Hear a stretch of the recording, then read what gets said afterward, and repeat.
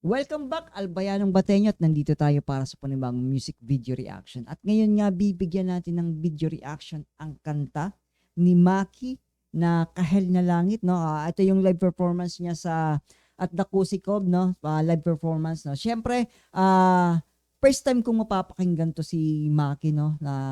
Actually, nakilala ko to si Maki dahil doon sa pag-guest nila doon sa year-end party ng SB19.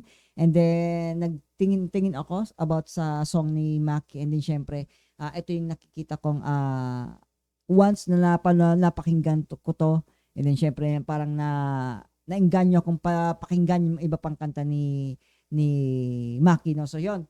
Pero syempre dito, papakinggan ko yung kanta ni Maki na Kahil na Langit, live performance at the Cozy Cove, no, live performance niya to. At syempre, kung bago ka dito, make sure to subscribe and click the notification bell para updated ka sa mga reaction video na ina-upload ko dito. So, no, yun. Again, nasabi ko na first time kong mapapanood at mapapakinggan si Maki. At syempre, kung ayaw mo ng maraming post at commentary galing sa akin, no, ilalagay ko yung link ng original video sa baba. So, syempre, wag na nating patagalin pang Maki, Kahel na Langit, live performance at the Cozy Cove. Let's go.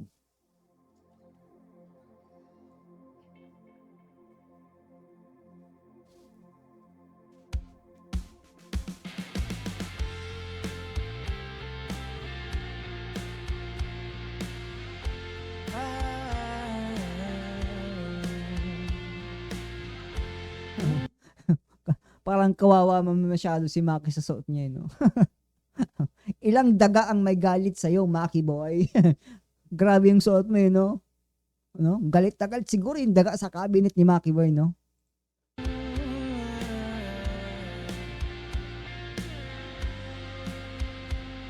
I don't know. Siguro kung ikaw yung magsusuot nito, tapos ano ka, siguro pagtatawanan ka. Pero syempre, fashion na to ngayon. So syempre hindi na ano yan eh. Kanya-kanya na kasing self-expression yan eh. 'Di ba? Self-expression yan. So, wala tayong magagawa.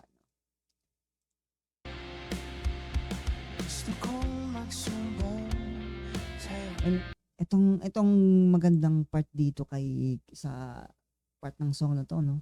Gusto kong magsumbong. Iba eh.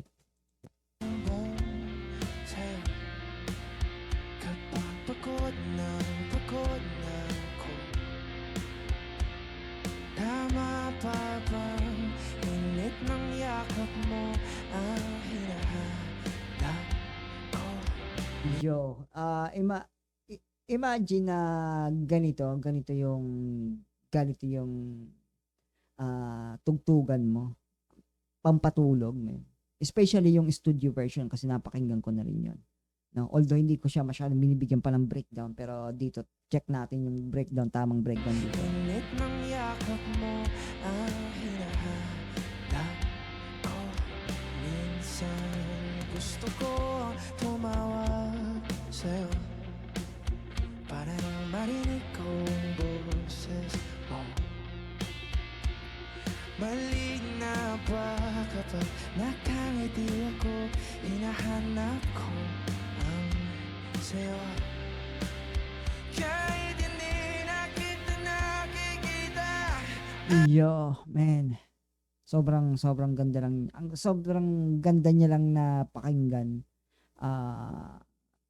Syempre, yung mensahe niya naman kasi dito is yung pagkamis niya doon sa taong mahal niya. Mostly itong mga kanta, ito yung mga LDR eh. Mga LDR yung sitwasyon.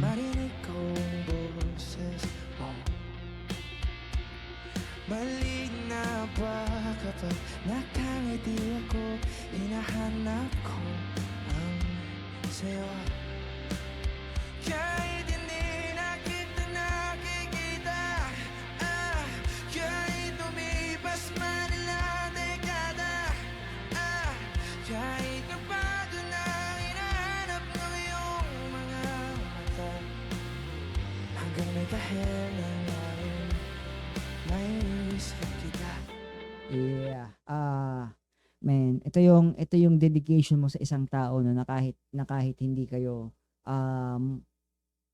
nagkikita madalas, especially ito masasabi ko to na ano yung something na best friend mo, or even kapamilya mo nga na so close ka pero sobrang layo. Alam mo yon na kahit ilang taong kayong hindi magkita, kahit ilang taong kayong hindi nagkakadaupang palad, alam niyo yun.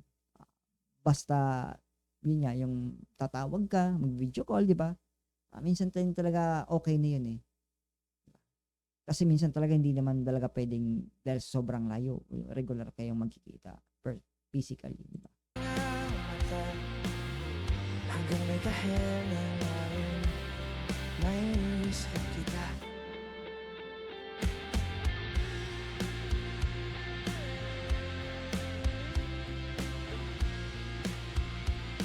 Kamukha ng eksibo ng araw, mukha mong di naabot tanaw. Sa dami ng sugat ng kamay at daliring niyakap, sa'yo lang di napapasma. Sa'yo lang di napapasma kasi syempre mostly yung sa dami nga, mostly sa dami ng daliri at kamay na sabi nila niyakap. Tama ba? Daliring niyakap. Niyakap, sa'yo lang di napapasma. It's either yung tao ng kamay ng tao na yun ang hindi napapasmo or double din na pwedeng yung pag sa'yo yung hawak ko, yung pagkamay ko yung hawak, pagkamay mo yung hawak ko, kumbaga hindi napapasma. So double, nagkaroon ng double meaning doon. 'Di ba? Sa dami ng sugat ng kamay at daliring niyakap, sa'yo lang di napapasma. Yeah. So yun nga yun. Double ko siya natingnan, double meaning ko siya na sa dami ng daliring niyakap at kamay na niyakap, sa iyo lang di napapasma. It's either yung sa iyo yung kamay nun, yung hindi napapasma, tapos pwede rin na yung etong kay Maki, sa perspective niya, point of view niya na yung kamay ko yung hindi napapasma. So dalawang meaning, no? Which is good para sa akin na yung ganong Perfecto.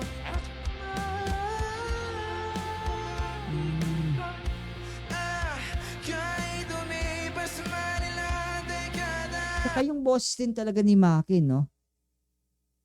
Yeah, ito yung mga talagang artist na talagang masasabi kong magandang halimbawa na talagang niyayakap talaga nila yung pagiging OPM nila, no? OPM artist.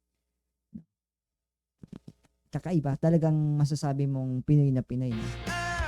Kahit lumipas man ilang dekada, kahit nagbago na ang hinahanap ng iyong mga mata, hanggang may kahel na langit, naisip kita.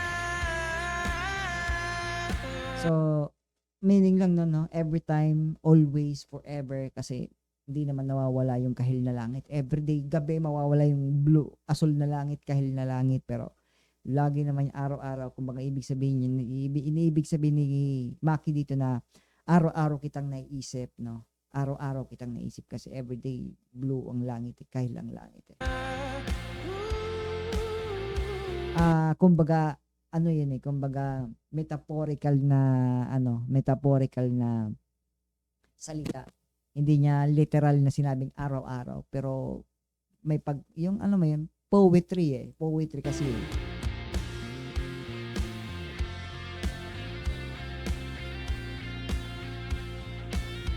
May ganito Sa mga araw na wala akong kakampi, sa tuwing may mga luha sa aking mga ngiti, sa umpisa ng araw at bago magabi,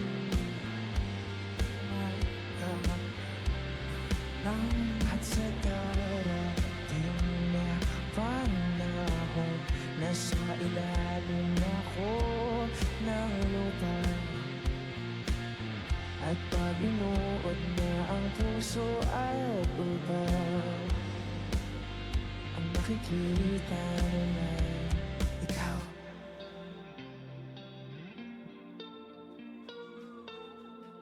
Yeah! Yeah, it's